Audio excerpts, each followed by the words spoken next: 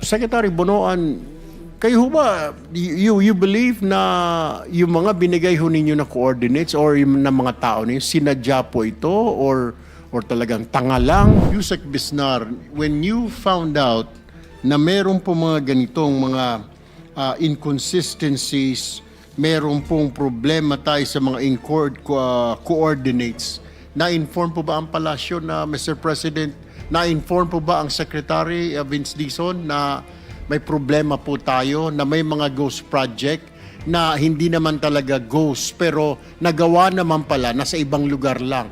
Were they informed, the Secretary and the President? Si Secretary po na inform na and pina-finalize lang po yung report para po mapadala sa PMS and para po makorek yung sumbong sa Pangulo website, Your Honor. Ilan po sa tingin ninyo right now ang ika nga na wrong ang naibigay na coordinates? Kasi Mr. Undersecretary, ang dami pong kinasuhan, ang dami pong contractor, ang dami pong mga opisyal ng Public Works and Highways na kinasuhan. Kung ginawa naman po ang project, yun po yung tanong natin. It's kind of unfair saying na ghost itong project. Lahat tuloy ng buong Pilipinas, ang tingin tuloy lahat ng projects ng DPWH last year are ghost projects. And when in fact, nandiyan naman pala, nagkamali lang ng ika nga pwesto. Dito pala sinasabi, wala dito, yung pala 1.2 kilometers o 1.9 kilometers, nandoon pala yung actual project. Na ano hong action ang ginawa ho ninyo to rectify this? Hindi po maliit na problema ito, malaking problema po ito. Mr. Undersecretary, marami ho nakakulong ngayon. May mga ngayon pinapasabpi na, katakot-takot na sabpi ng inisyo ngayon ng Department of Justice para sagutin ng mga taong ito. What have you done so far? Can I Go answer ahead, po? Yusek Bernabe. Mr. Chair, just to set the record straight po, no, yun pong mga naging subject of cases pending na before the Ombudsman or Sandigan Bayan. Ito po ay talaga mga ghost projects po. So aside from the issue na meron nga po mga wrong coordinates, meron pa rin po talagang ghost projects. So, are you telling me, is this the reason why, bakit nadidelay tayo? Dahil ito ba ang reason na dinodouble check ninyo kaya wala pa na issue ng mga warrants of arrest sa ilang mga opisyal? Because of this, you want to double check it? Correct, Mr. Chair. No? Kaya po medyo it takes time to validate kasi nga po hindi porket yung initial validation done by the field na wala doon sa MIPS coordinates, we have to verify po kung wala po talagang nagawa. So that's why ito pong 421, it took us time to validate all these sites po to ensure na kapag po may kakasuhan for ghost, talaga pong ghost project. You said 421, di ba ilang libo po yung nabanggit na Pangulo na sa report niya ang ghost project? Are you saying itong 421 pala na validate ninyo na correctly na talagang ghost? Mr. Chair, yes po. Ito po yung listahan ng ICI. ICI po kasi talaga yung may initiative on this and we are just rendering them technical support po. Pero po yung 421 pa due po of course to limited manpower. Yun po ang kanila munang inuuna and then afterwards po they will expand further doon po sa ibang mga suspected So ghosts. ongoing po ang inyong pag-check ngayon, pag-validate kung talagang ghost or ika nga nasa ibang pwesto lang, nasa ibang lugar lang na ilagay yung project or ilang meters ang layo or ilang kilometro ang layo doon sa MIPS coordinates. That is correct, Mr. Chair. Ilan pa po ang i-validate ho natin? We will defer po to the ICI to give us po yung schedule and to render the final report. But as we speak po, we understand that the 421 malapit na pong ma-finalize yung first batch po na yun. Alright, thank you. Secretary Vida, DOJ, ano ang ginagawa ho ninyo ngayon? Kasi hindi ho kaya ang problema dito dahil mali po may mga narinig po natin sa DPWH na may mga wrong coordinates. Pina-check po sa NBI teams natin, AFP, PNP.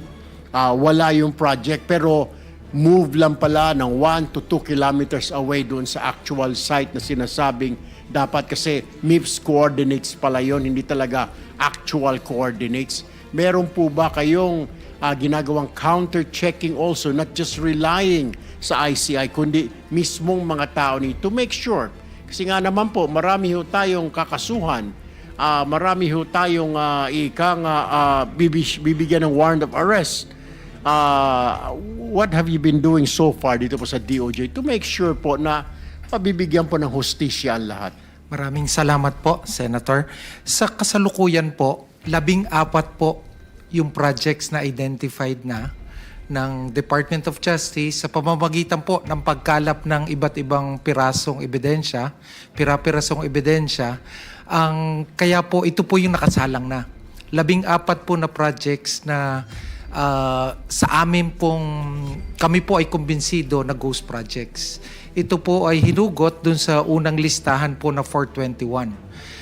Dun sa iba po na 421 projects, hindi pa po kami kumbinsido na ghost projects sila at patuloy po kami nagkakalap ng iba't ibang ebidensya para masigurado siyang ghost project. Pero sa kasalukuyan po, tulad po yung sa 14 na yun po, yung 2 po nun, kasalang na po sa Sandigan Bayan.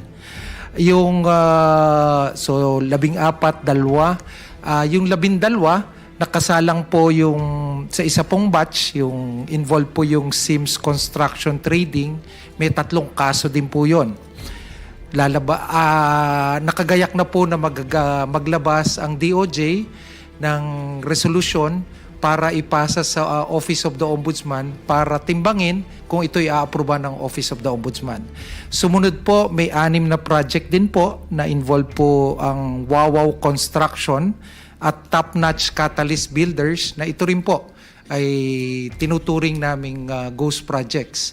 Ito po ay nakasalang pa ho sa PI, Preliminary Investigation. Tapos may 3 pa hong high value cases na involving ang kinaso naman po na nakasalang na PI ay plunder po. Para po sa kaalaman ng lahat, ang PI po ay Preliminary Investigation. Ito po yung proseso bago po magsampa ng information ang Office of the Ombudsman sa korte, either sa Sandigan Bayan o di kaya ay sa Regional Trial Court. Mr. Secretary, so naka-PI yung iba kaya wala pa mga warrant of arrest, pero are we expecting or are we going to expect na may mga warrants of arrest ilalabas soon to some officials pretty soon at talaga ito ay final na po na talagang napatunayan na ito ay mga ghost projects, Mr. Secretary? Mr. Senator, opo, umaasa po kami. Tulad po ng mga una ho namin pahayag, ang paglalabas po ng arrest warrant ay isang judicial function. So ayaw po namin pangunahan ng korte ang Sandigan Bayan, pero kami po ay kumbinsido na pag nagsalang po kami ng information na inapruban ni Ombudsman, ito po ay makakatindig sa pag-aaral ng husgado para po ma-issuehan ng arrest warrant. Thank you. Let me get back to Yusek Bisnar. 421 cases, 14 pa lang po ang kumbinsido kayo na ghost project. 1,000 po yung na-file sa sumbong sa Pangulo. Kailan ho tayo matatapos nito? Baka tapos na po ang administrasyon na ito, itong mga kaso sa flood control, hindi pa natatapos, Undersecretary. Yun po talaga ang magiging sitwasyon natin po. Kasi as of today po, out of the 30,000 flood control projects from 2016 to 2025, out of the 30,000 flood control projects po from 2016 to 2025, ang na-inspect na po ng AFP, PNP is 10,238. Dahil po dito sa development po na to na most likely maling location ang napuntahan nila, then we have to restart over. Dito po sa 10,000 na validate nila, ang dineclare po nilang non-existent ngayon po is 252. So babalikan na naman po natin tong 252 na to or yung mga projects dito na hindi po kasama dyan sa 416, Your Honor. Mr. Chair, ang tanong ho natin kasi habang tumatagal po ito, magkakaroon ng idea yung mga tao na baka may tinatakpan ho tayo sa sobrang tagal. And I'm sure you've heard of the words or phrase na justice delayed is justice denied. Sa sobrang tagal po nito, ika nga, baka may mga maabsuelto, magkaaregluhan, dahil sa sobrang bagal ho. Are you satisfied or with this investigation going on sa baba ninyo? Your Honor, I would like to reiterate po yung nasabi na rin ni Yusek Bernabe kanina na ang DPWH po at this point is supporting yung effort po ng ICI, which is mandated na siya pong mag-lead ng investigation, Your Honor.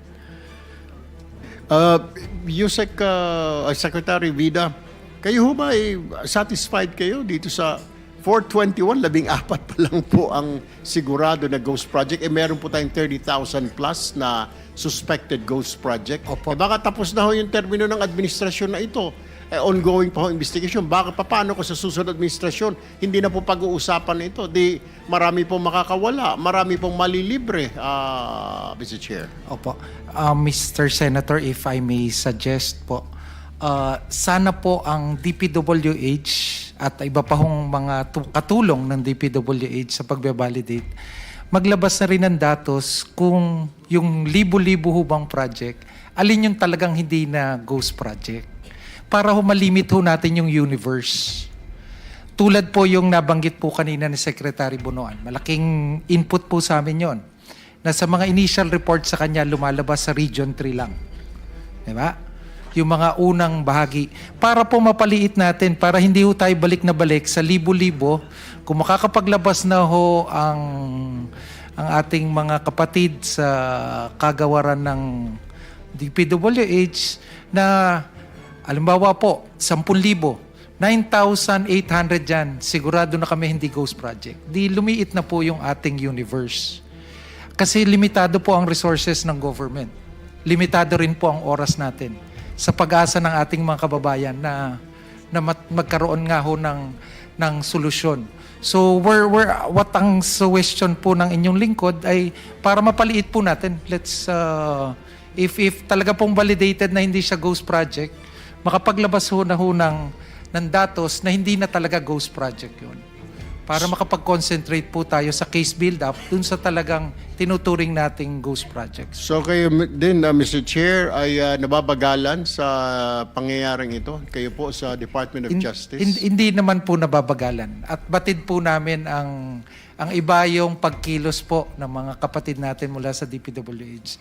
Baka lang po yung idea na nailulutang sa publiko ay libo-libo pa ring project, pero batid na naman po sa datos na nakita na yung 9,000 mahigit ay hindi talaga ghost project. So aminin na natin sa publiko kung talagang hindi ghost project yun. Mag-concentrate na tayo ho para ho matumbok na ho natin kung sino yung dapat kasuhan, makapag-case build up, makapag-ipon na po tayo ng iba't ibang ebidensya pa ho.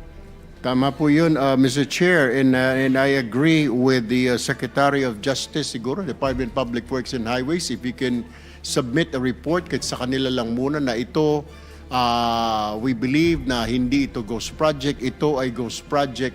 Kasi kawawa ho ang dami hong nag-aantay, ang dami hong nakalagay sa media, nag-aantay na sabpina, napadalhan ng mga sabpina, pero wala pa rin pala because of that. Siyempre, kailangan natin siguro bilisan ho natin kasi ang taong bayan po ay nag-aantay din. Tingin tuloy baka hinuhokus-pokus na ng pamahalaan ng administrasyon na ito at maraming i-absuelto, may delay pala tayo sa investigasyon. Mr. Chair, we will comply po, no? Mr. Chair, for information lang po of the body also, as of date, we have already filed cases against 87 individuals. And habang po kami ay tumutuloy ng investigasyon, kapag po meron kami makita na substandard or ghost, we will continue to file cases po, no? Hanggang po kami ay tuloy-tuloy po itong aming investigasyon po. Okay, it seems po na hindi reliable ang MIPS coordinates at there are certain inconsistencies. Moving forward po, ano ang reforms ngayon ng DPWH para ma-ensure na isa na lang po ang coordinates ng MIPS at PCMA?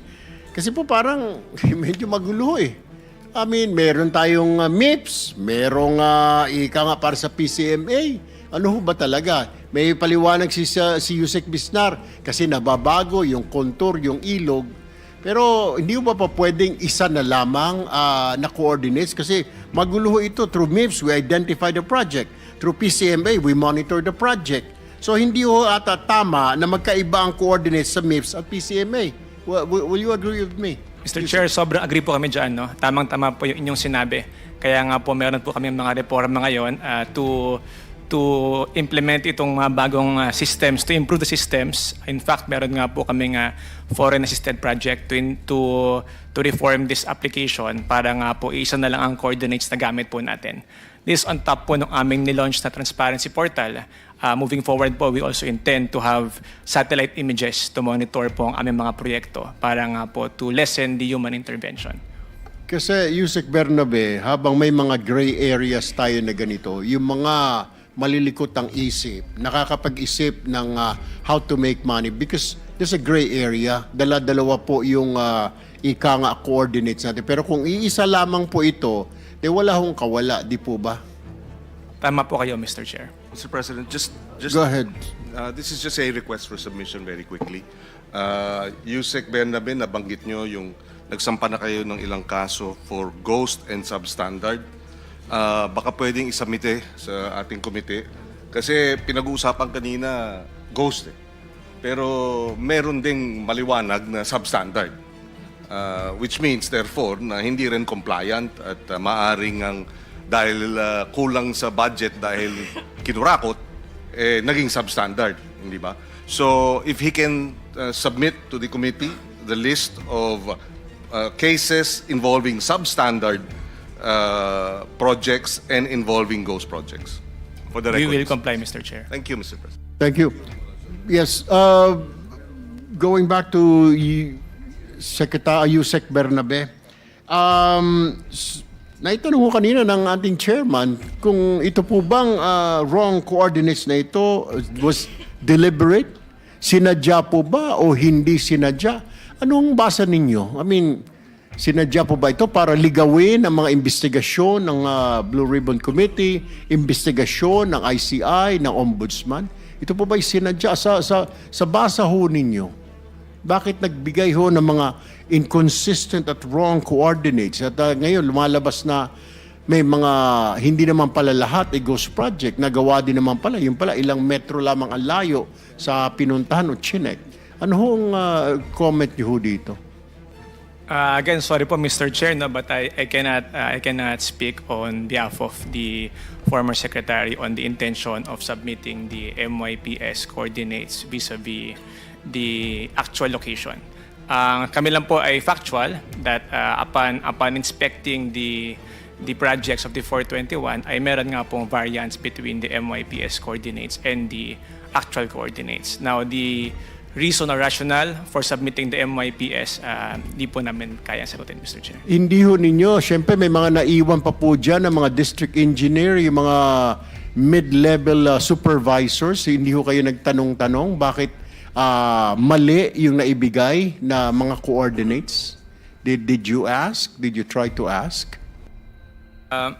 Mr. Chair, I believe they submitted both MYPS and the actual coordinates. Ngayon po, I think doon na po sa central office na po ang nagdesisyon kung ano po yung kanilang ipapasa, Mr. Chair. All right, thank you. I have one last question, Mr. Chair. Then it's okay. I will just give way to my colleagues. Secretary Bonoan, kayo ho ba, you believe na yung mga binigay ho ninyo na coordinates or yung na mga tao ninyo, sinadya po ito or talagang tanga lang ang posible naman ho, pinag-aralan naman ho natin dyan sa civil engineering course, yung mga coordinates po na yan, may mga barkada po ako na mga civil engineer, pinag-aaralan po, basic po yan sa civil engineering, mga coordinates na yan. Ano nangyari dito, Yusek? Mr. Chair, Your Honor, as I mentioned earlier, ang MIPS coordinate is a locational coordinate. Yung coordinates kung nasaan yung ilog, nasaan yung town, nasaan yung province, that is the locational coordinates. Ang difference, Mr. Chair, is actually when the project is going to be contracted out, there is what we call as-stake coordinates, as-stake plans. Depende na po doon sa condition on field condition. Kasi sila na po magdi-determine where the project will be most useful. Doon na po nila ilalagay yung project na yan. So that is actually the as-stake coordinates, which is actually the limits of the contract that will be implemented, Mr. Chair. May I just one comment lang, Mr. Chair.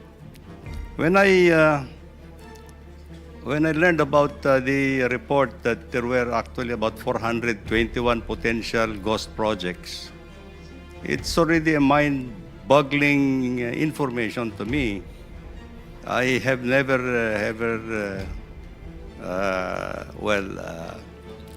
anything about this kind of ghost projects. Kasi if there would be that many ghost projects, I was wondering why would this not been naipaano na ng COA sa departamento? Hindi na ba because yearly, Mr. Chairman, the COA will have to submit to us actually their observation report. And 421 potential ghost projects, as reported, is really a mind-boggling to me. A number of that sort all over the country.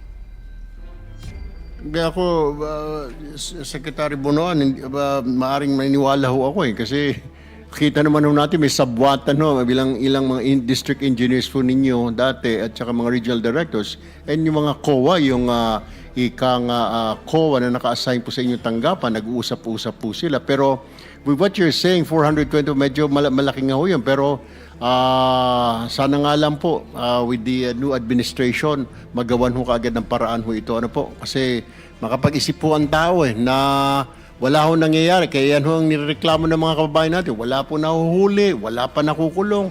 Yung pala, may problema tayo. Kung hindi pa po na-raise ng Mr. Chair natin na ang problema sa mga wrong coordinates, kaya kailangan i-double check ho natin. Yun ang mahirap.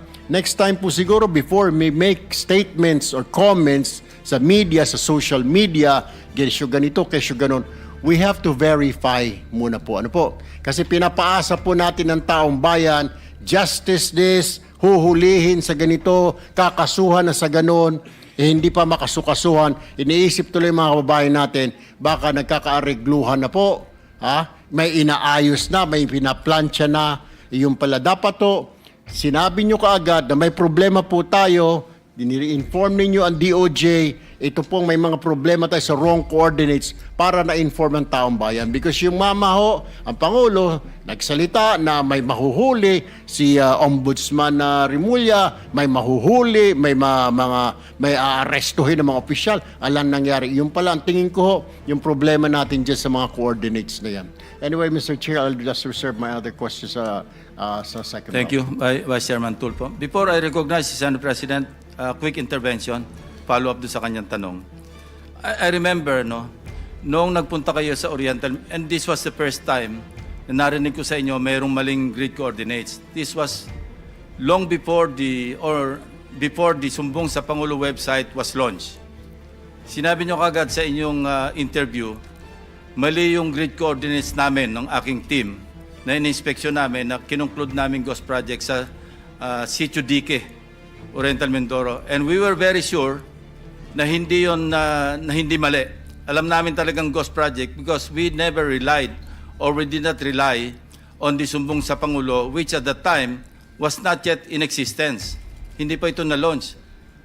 Bakit meron na kagad kayong parang subliminally or consciously, alam niyo nang may mga maling grid coordinates? That was the first time, when I first learned na talagang merong mga nasubmit sa Sumbong sa Pangulo na maling grid coordinates, my investigator's mind, kayo unang naisip ko Secretary, bakit kayo nakapagsalita noon na mali yung grid coordinates namin when in fact we did not rely on the Sumbong sa Pangulo grid coordinates.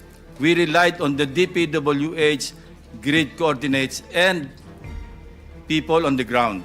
Kaya we were 100% sure na yung sinabi ko sa aking privilege speech na ghost project sa Sitio Dique was really a ghost project. Alam nyo, Mr. Secretary, i-disclose ko lang, noon ako unang napikon sa inyo. Because you were undermining the work done by my staff. Go ahead, please. Please explain. Your Honor, I'm sorry, but there's probably a misunderstanding a little bit on that, Mr. Chair. I only knew about the differences between the yung grid coordinates when we submitted actually the list of projects sa Office of the President. That is, I never knew actually about the coordinates, even at the- Maliwanag po yung inyong interview eh. Mali yung grid coordinates ni Senator Lacson. Yun ang narinig ko sa interview nyo. Sabi ko, paano nyo malalamang, paano niya sabing mali? Chinek namin sa ground mismo, kausap namin yung mga tao, and we inspected physically. So my other question is, between August 4 last year, when you submitted the list Yes, of sir. the grid coordinates to the Office of the President, Yes, sir. and now that we're discussing it, Yes, sir. kailan nyo unang na-realize na may mga maling grid coordinates? After August 4, Your Honor. When? After August 4 could be today. Well, I think a few weeks after when I already been able to validate actually yung existence of the ghost projects in Bulacan First Engineering. Who informed you na mayroong mali? The Regional Office of Region 3, Your Honor. Hindi kayo nasabihan ni Undersecretary Bernardo na mali po sir yung ating nasubmit? Hindi po for that particular area, Your Honor. No. We did not discuss. All over, no? All over. We did not discuss actually coordinates at that time, Your Honor. Undersecretary Bernardo? We did not discuss the coordinates actually at that time. It's only the presence of Yeah, the okay. potential. I want to hear from Undersecretary Bernardo because in one of our private conversations, na-take up niya yan eh. Nasabi na sa inyo na mali po sir yung ating nasubmit. When was that? Mr. Chair, basta't ang naalala ko lang po noon is that when I talked to one of my, especially Region 4B, during that time, because there were issues in Region 4B that I think hindi naman po ghost talaga. So, ang ginawa ko po doon, with the Director Gerald Pacana, na hindi ko po makausap noon, ay naalala ko po noon, kinausap ko si Engineer Altea at saka si Ruben Santos, na sabi ko, paliwanag nyo na kay Secretary yan dun sa yung sitwasyon natin na baka mali yung mga coordinates. Kasi ang pinag-iisipan po namin is that, although alam po naman ng taga-DPWH ito, the late Undersecretary Cabral made the submission to the PMS. I think she directly submitted that to the PMS. Meron po siyang kausap doon. And of course, I think the Secretary, during that time, cannot read all these documents. Hindi naman po niya yun eh. Ang alam ko po noon, nagpapalitan lamang ng nagsasubmit si Jose Cabral sa PMS. So yun po yung alam ko. So that is why, ang sinabi ko po, paliwanag ninyo kay Secretary Bonoan na mali ang coordinates. Baka kailangan maano niya. And I think between those period, may napaliwanag po ni Ruben Santos kay Secretary. Nabanggit po sa kanya. Kailan po ito? I think after the submission na po nung sambong sa Pangulo, Mr. Chair. After August 4. After August 4 po. So, how many days after August 4 yan? Siguro po ilang araw lang kasi parang Ilang hindi pa araw? po ako retired noon eh. So were there efforts to inform the President to correct, or were there efforts within the department to correct, to rectify? Kasi ang tagal ginagamit ng sumbong sa Pangulo yung mga grid coordinates eh. And kami mismo, I kept praising the sumbong sa Pangulo as very helpful to us. Kailan nyo kinol yung attention na Malacanang, Ops, i-recall muna namin kasi mali yung aming nasubmit. Were there efforts in that regard? Yes, as I recall, Mr. Chair, Your Honor, I think when I reported to the President the presence of the ghost projects in Bulacan First Engineering District, after I have validated it personally, 2 weeks after siguro po yon. 2 weeks after August 4. 2 weeks after August 4 po Yeah. nung kwan dito.